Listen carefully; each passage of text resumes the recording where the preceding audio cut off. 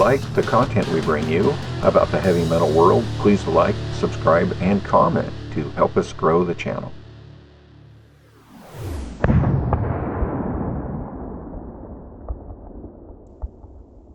Hi. Good to talk to you. Good to talk to you, Doro. My name is Bryce with Metal Express Radio. How are you doing today? Good, and yeah, all excited, and yeah. Yeah, you've got a brand new album coming out, Conqueress, Forever Strong and Proud. Just came out a couple of weeks ago, and so far, like, I got great feedback, and we did tons of videos and singles before, and yeah, and I couldn't be more happy. And for me, the icing on the cake is, of course, the two duets with Rob Halford. Yeah, that was my first question. So the Queen of Metal and the Metal God unite.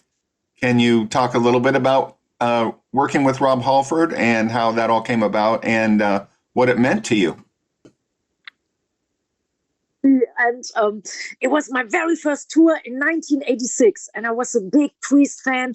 And then we could hop on tour, and it was like, great time, like when metal was huge. And we always stayed friends, and we met many times on different festivals, gigs. And last year we were hanging out backstage at Hellfest. That's a great festival in France.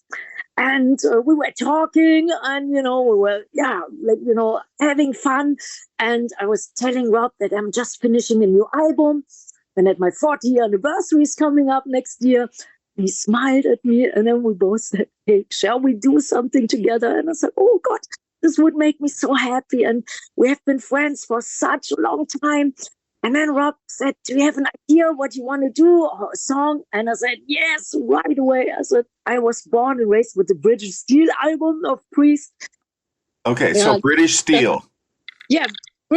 So I was a big fan of British Steel, and I told Rob I would love to do Living After Midnight, because I did sing it many times in the early 80s, and it always made people feel good and stuff. And he said, "Okay, let's do it." And I thought, oh, this is so great, having one duet with Rob Halford on a new album. And he said, "And Doro, I want to do a song with you. I wanted to do it for a long time."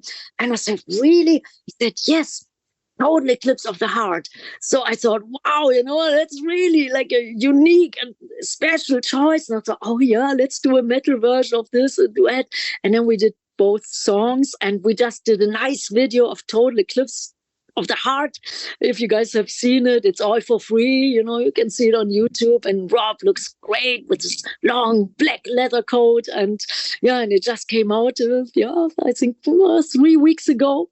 And and that was actually single number 5. We did 5 videos and 5 singles before this album came out. And we have 2 more videos in the making. One is True Metal Maniacs. That's actually, I think in America, they only could get like the 15 songs, but it has actually 20 songs on it. And True Metal Maniacs is on the second disc. So this will be another video and another single and video for Mean Rock Machine. That's coming out in March before we go on tour. And it's a comic video, and I think, I saw the first 2 minutes. It's so funny, it's hilarious, and it's very well done. The guy is painting every picture. It's fantastic, and so many more things are in the making, and I'm really pleased and happy with all the 20 songs. And so far, I got the release of the of just the 15 songs. Okay. Oh yeah, actually, in the digibook there's like a book, like a real nice book with all the pictures. It's like a timeline, and there's a nice cover version of Metallica's "The Four Horsemen" on, because that was one of my next questions was what about the Four Horsemen made you want to do that song out of all the Metallica songs? Yeah. I love that song, and I love the first album, Kill 'Em All. And I remember we played together like some small clubs in the early 80s and some festivals. And I even remember Cliff Burton very well. He was so cool. And, and then I thought, I want to give thanks for 40 years of Kill 'Em All. So I I picked Four Horsemen. I always loved that song. And so, and then I just did it for fun. And I played for some people and said, hey, you have to put it on this new album. It was great. Sounds great. So we. Awesome. So you're one of the pioneers of female front singers for heavy metal bands. But today there are thankfully tons of women singing and fronting metal bands. Can you talk a little bit about what it was like in the 80s versus what it's like now? Actually, in the 80s, I remember there was a handful of women doing it, like the Girls of Girls School in England and Rock Goddess, a great all-female band in England. And I just remember Lita Ford and Joan Jett, and that was about it. And Wendy Williams, and and it was pretty lonely, I must say. Like if I see, like when I see old footage, like from videos of our first gigs or festivals, for example, the legendary Monster of Rock Festival in 1986. In the audience, I think they're all guys, like 99%, male audience. And now it's so mixed and great, it's much better balance, and great ladies out there, doing it, like, singers, musicians, guitar players, for example, like Nita Strauss or Sophie Lloyd, or all these great singers. I love so many of them, like Elisa White-Gluz of Arch Enemy. I love. She just came to our big celebration. We had a big celebration in my former hometown, Düsseldorf, Germany. And Elisa came all the way from Canada. And the other singer of Arch Enemy was there, Angela Gosso. And that was the first time that they were both on stage, and we had a great time. And then we had other great guests, Tarja Turunen, the ex-singer of Nightwish, and a young lady from the band Beyond the Black. Her name is Jennifer Haben. So there was some really lady power on stage, and some great guys, like Mille came up to sing Ace of Spades with us, Mille of Creator, and we had great people, and we did another big show in Wacken, and there were some fantastic guests like Udo Dirkschneider, Joey Belladonna, Phil Campbell, and Mickey D of Motorhead. They were there, and we did some Motorhead stuff. And we celebrated the 40th anniversary big. I want to put out a DVD, Blu-ray, next year, maybe end of next year. And we're just, checking all the footage, because there were 2 shows, like long shows, 2.5-hour shows, and so it's 5-hour footage of the live stuff. And I have some goodies, some bootleggers. They got me some tapes where I was like doing some stuff with Lemmy, like 20 years ago, and we all look like kids. It's so funny. So for diehard fans, there's something behind the scenes, and some stuff, rehearsals for my 20th anniversary 20 years ago. And so we are working on this. But first, we want to do a long tour worldwide and playing all these great festivals and supporting the new album. And are you coming to the United States on your tour? Yes. Actually, we're starting in. I think our first festival is in Texas, in Houston, Hell's Heroes, and that's like the first gig in March, I think. And then we do some other festivals. The booker is just working on it, some great festivals, and of course the tour. And so the guy is just working on it, and I let the fans decide which songs they want to hear, because so many records, it's so hard to put, like to do a set list. It's like, wow, I love all the songs, so I let the fans decide what they want to hear, and I play every day a different set list. So awesome. So you're keeping it, so you need to know and be rehearsed on 40 or 50 songs probably, right? Yes, I tell you, the guys in my band, they know that game already. They are prepared for at least 50 songs, but sometimes fans call out different songs, and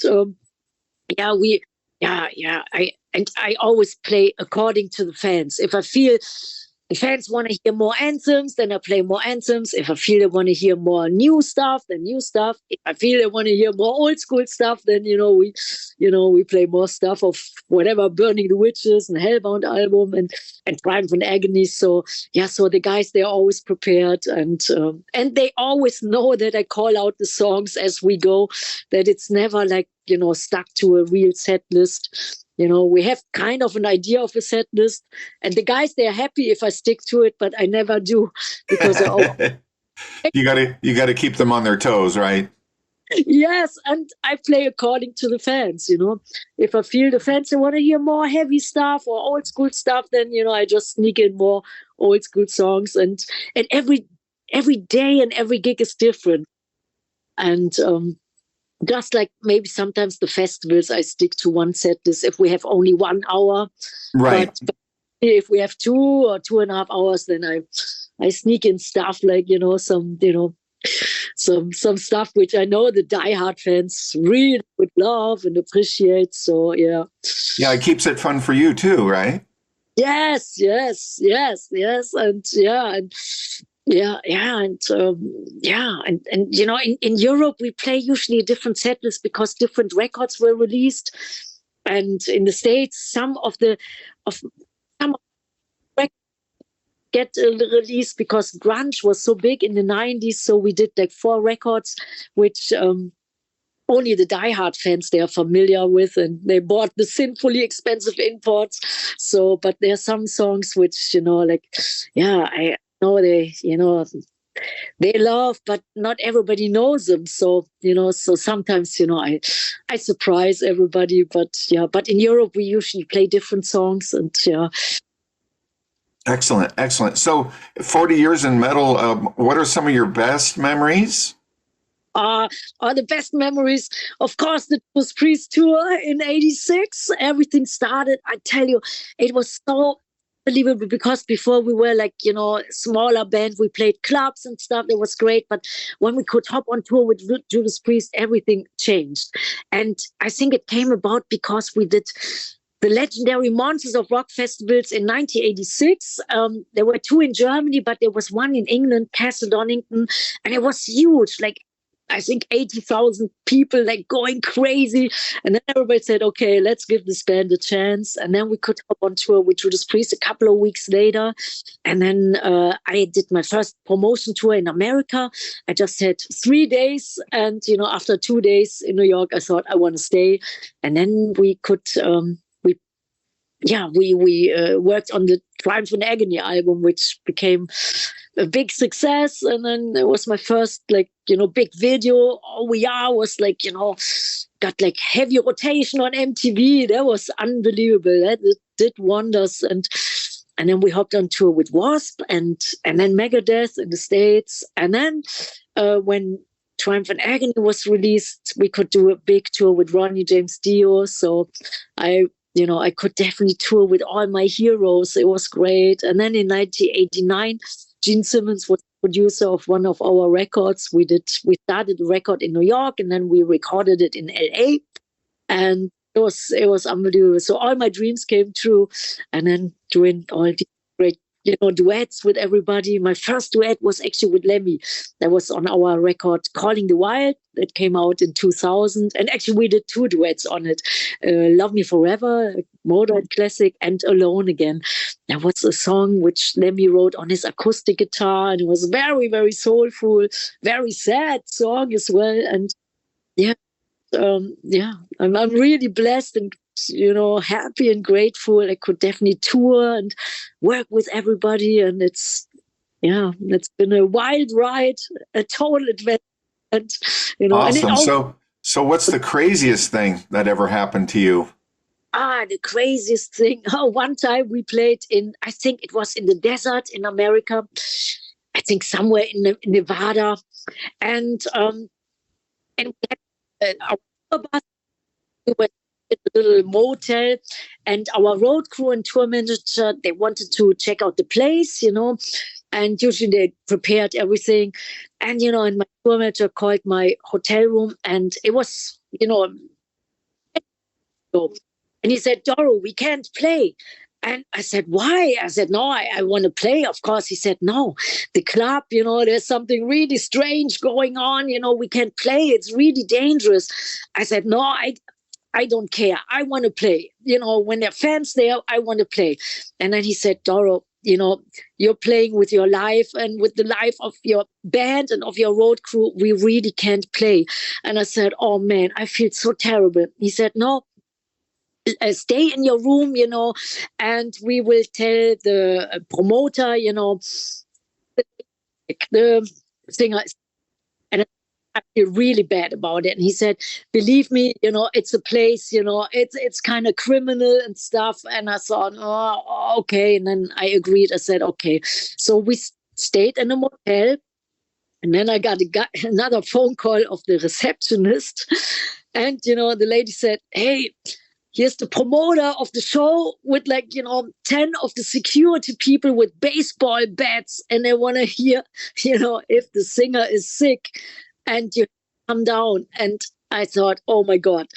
And I called my guy, he was next door. And I said, hey, listen, the promoter is downstairs. He want to see the sick singer. And, there are 10 security people there with baseball bats. And he said, you see, I told you so. It's all really violent, criminal. He said, we got to escape. And I thought, are you crazy?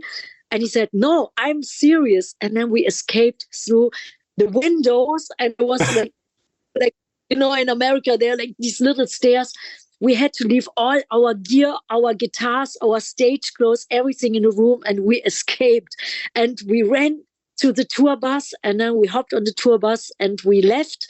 And then the guys, they were following us for 5 hours, and I peeked through the curtain. There was a little curtain, in the back of the tour bus. Sometimes there is a curtain, sometimes there's a window, sometimes not, but there was a window. And I always, peeked out, and the guys were still following us, and they really looked like mean, I thought we would get killed. And then after 5 hours, they turned around and we could go. But we had to leave our gear, stage clothes, everything in the rooms. And we could never go back to get it. And there was one of these, adventures. And but sometimes. No, that is a crazy story. Never would have thought of that, right? Oh, no. But it was in the middle of nowhere, And it was actually like a cool movie, but, it was real. Except it wasn't so cool when you had to crawl out your window. No. And then leaving all the gear and all the guitars and the band and, oh my God, and all my stage clothes. And I thought, oh man, and we had some little, some little portable recordings and we used to record on tour as well, and everybody had their little home studio with them. So it was gone forever, but we were safe and we didn't get killed. So I thought, well, that was good. That was good. So as far as heavy metal bands out today, do you have any favorites? Oh, yeah. Of maybe some of the younger bands? Yeah. Yeah, that's a good question, because when I talk about younger bands, they're still doing it for 10 years or 20 years. But I love, for example, I'm a big fan of Amon Amarth. I love them. They're great. And we did 2 duets together. Jochen sang on my last record, Forever Boys, Forever United, and I sang on their record on Yom's Vikings. So that was great fun to do 2 songs. I love Powerwolf. They are not new, but I think they're great. I love Arch Enemy. I love Crypta, the all-girl band of Brazil.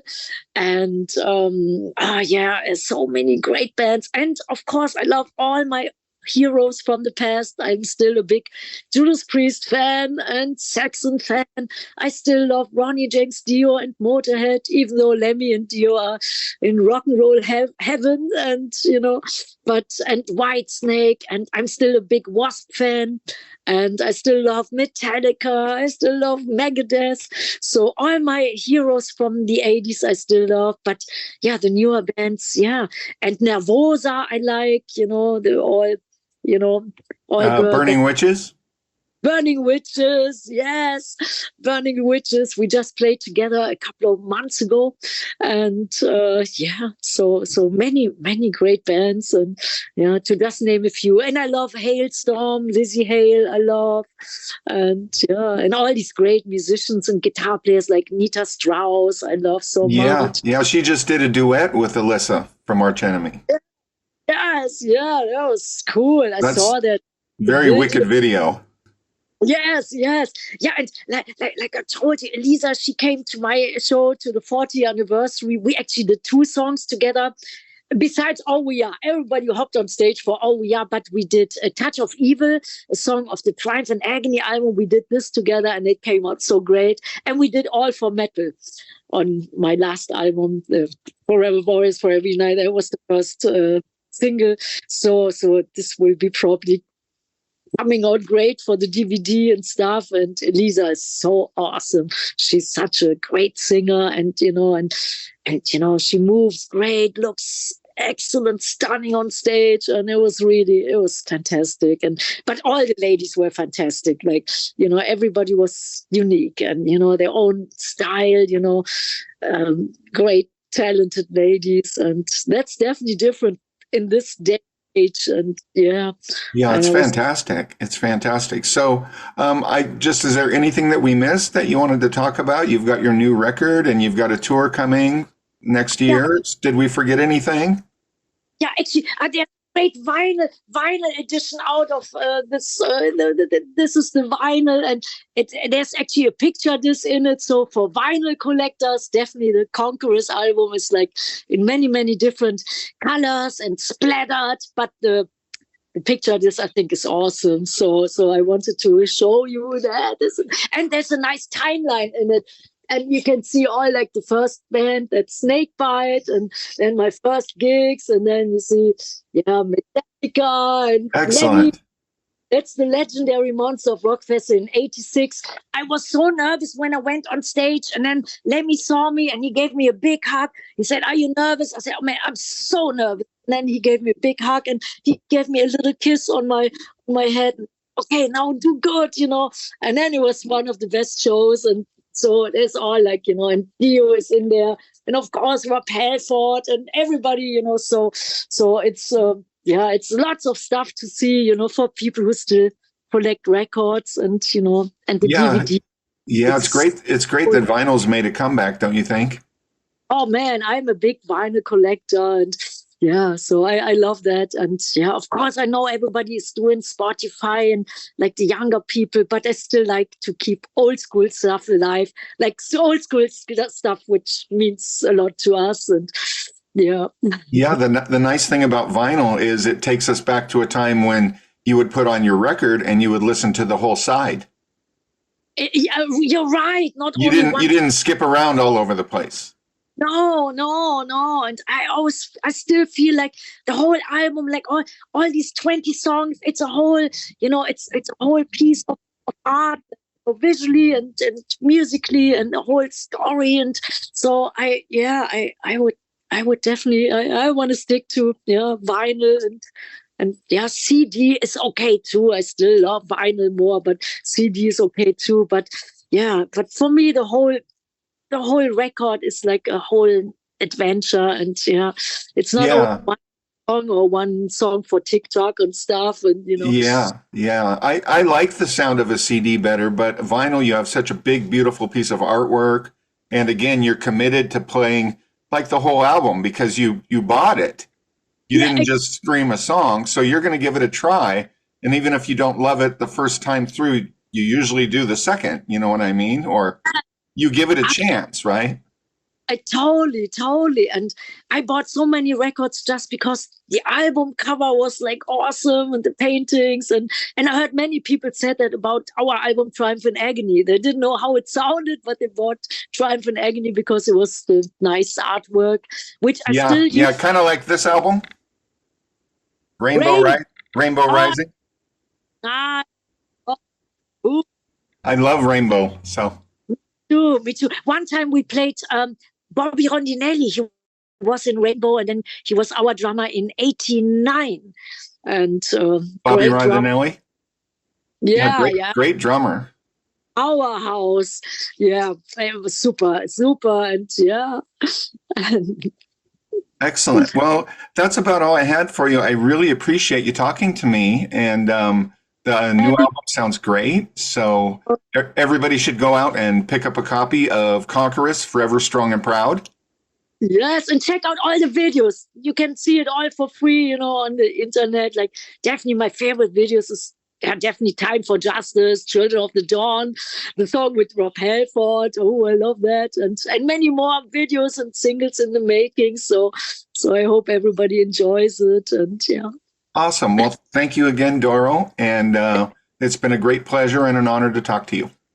Thank you. Honor was mine, and I hope I see you on tour or in a festival setting. And I would love to. I'm up on the West Coast by Portland, Oregon. Okay, excellent. Yeah. So I hope you make it up this way. Yeah, we used to do it always the full circle, so we will try. Yes, definitely. All righty. Well, thank you again, and have a wonderful day. Yes, have a great day. Have a great Christmas time and Pillar New Year and all that good stuff. And all everybody, I love you and stay. All right, love you, Doro. Bye. If you like the content we bring you about the heavy metal world, please like, subscribe, and comment to help us grow the channel.